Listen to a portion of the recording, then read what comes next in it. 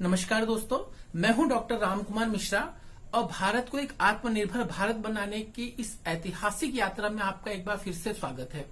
दोस्तों, हम बात कर रहे हैं भारत को कैसे आत्मनिर्भर भारत बनाया जाए और उसमें आपका और हमारा क्या योगदान हो सकता है।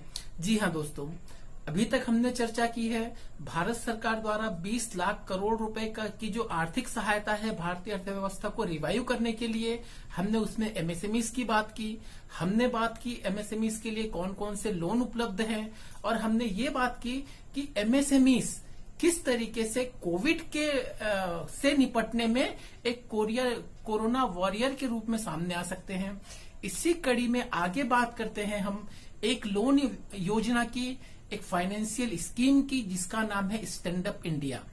जी हाँ दोस्तों, आज बात करेंगे स्टैंड अप इंडिया स्कीम के बारे में। स्टैंड अप इंडिया एक वित्तीय सहायता है, एक लोन स्कीम है जिसकी शुरुआत 2016 में हुई थी। 2016 में उसका इंपॉर्टेंस रहा हो या ना रहा हो, लेकिन आज की वर्तमान आर्थिक परिस्थितियों को देखते हुए स्टैंड अप इंडिया का बहुत महत्वपूर्ण योगदान भारतीय अर्थव्यवस्था को सुधारने में, उसकी वित्तीय स्थिति सुधारने में हो सकता है। जी हाँ दोस्तों, स्टैंड अप इंडिया एक ऐसी लोन व्यवस्था है, एक ऐसी लोन स्कीम है जिसमें आपको 10 लाख रुपए से लेकर के 1 करोड़ रुपए तक का लोन उपलब्ध है। मतलब यदि आपको 10 लाख से कम लोन चाहिए तो ये योजना आपके लिए नहीं है, और यदि 1 करोड़ रुपए से अधिक लोन चाहिए तो ये योजना आपके लिए नहीं है। इस लोन स्कीम का नाम है स्टैंड अप इंडिया। इसमें 10 लाख से लेकर 1 करोड़ रुपए तक का आपको लोन उपलब्ध है। इस लोन की एक बहुत बड़ी खासियत है, इसकी एक बहुत बड़ी खास बात है, वो ये है कि ये लोन एक एम्पावरिंग लोन है। ये लोन किसी व्यक्ति विशेष, किसी समुदाय विशेष को एम्पावर करने के लिए लाया गया है। इसका जो बेनिफिशियरीज हैं वो SC, ST और विमेन हैं। तो इसका एक सबसे बड़ा एलिजिबिलिटी क्राइटेरिया क्या है? यदि आप SC हैं या ST हैं या महिलाएं हैं तो ये लोन आपके लिए है।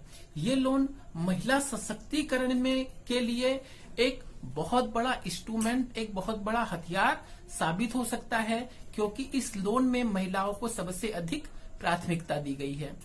तो इस लोन की अगर एलिजिबिलिटी क्राइटेरिया की बात करें तो ये लोन या तो SC के लिए है, या तो ST के लिए है, या तो महिलाओं के लिए है। तो यदि आप SC नहीं है, ST नहीं है, आप एक सामान्य वर्ग में आते हैं, जनरल कैटेगरी में आते हैं, तो आप अपने घर की किसी भी महिला के नाम से इस लोन को ले सकते हैं। घर की कोई भी महिलाएं इस लोन को ले सकती हैं और आप लोग अपना बिजनेस स्टार्ट कर सकते हैं। तो इसकी पहली एलिजिबिलिटी क्राइटेरिया क्या हुई कि जो कैंडिडेट हो वो या तो SC हो या ST हो या महिला हो, और उसकी उम्र जो है 18 वर्ष से अधिक हो। दूसरी बात जो बहुत इंपॉर्टेंट है, ये लोन किसी भी एग्जिस्टिंग बिजनेस के लिए नहीं है, ये एक फ्रेश लोन है। ये है ग्रीन फील्ड के लिए ये लोन दिया जाएगा।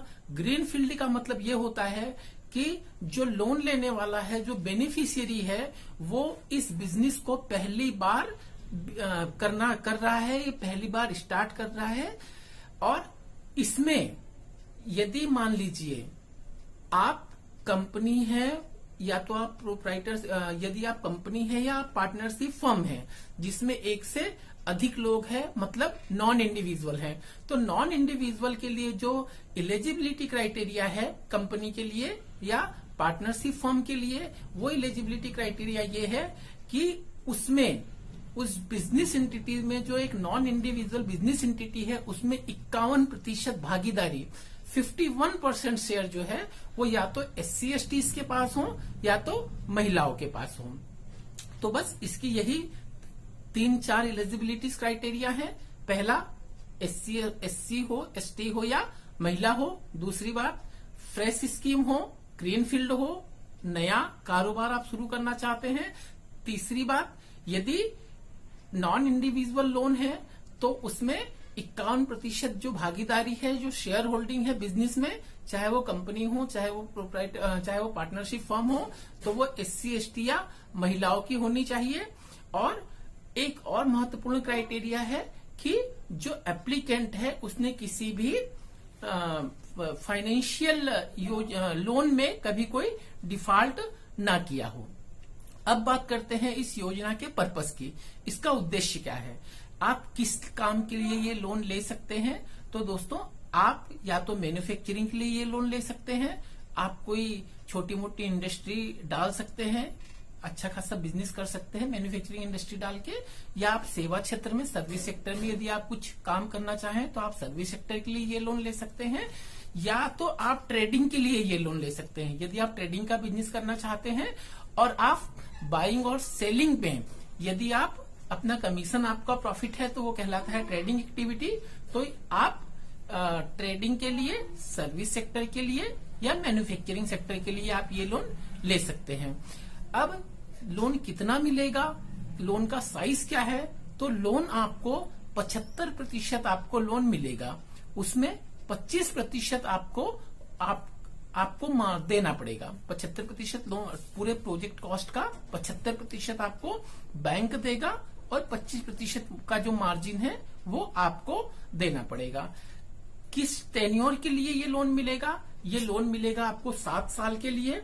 इसमें दो बातें हैं, ये कंपोजिट लोन है, इसमें आपको वर्किंग कैपिटल लोन और टर्म लोन दोनों लोन मिलते हैं, एक साथ मिल सकते हैं, इसलिए इसको कहते हैं हम कंपोजिट स्कीम है। ये कंपोजिट स्कीम है। इसमें आपको 7 साल तक के लिए टर्म लोन मिलेगा और वर्किंग कैपिटल लोन मिलेगा।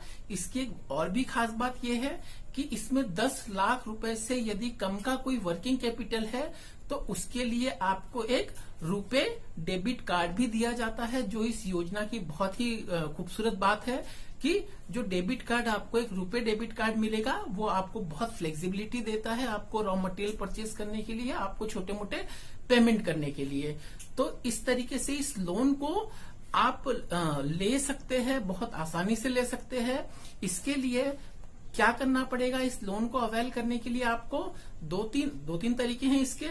या तो आप डायरेक्ट बैंक में अप्लाई कर सकते हैं इसको, या तो आप ऑनलाइन standupmitra.in इसकी वेबसाइट है, आप standupmitra.in पे जाके आप वेबसाइट से आप अप्लाई कर सकते हैं, या तो इन्होंने डिस्ट्रिक्ट लेवल पे मैनेजर्स बनाए हुए हैं, वेबसाइट पे सारे डिस्ट्रिक्ट मैनेजर्स की लिस्ट दी हुई है, आप उनके माध्यम से ये लोन ले सकते हैं और आप एक अच्छा बिजनेस, एक अच्छे काम की शुरुआत कर सकते हैं।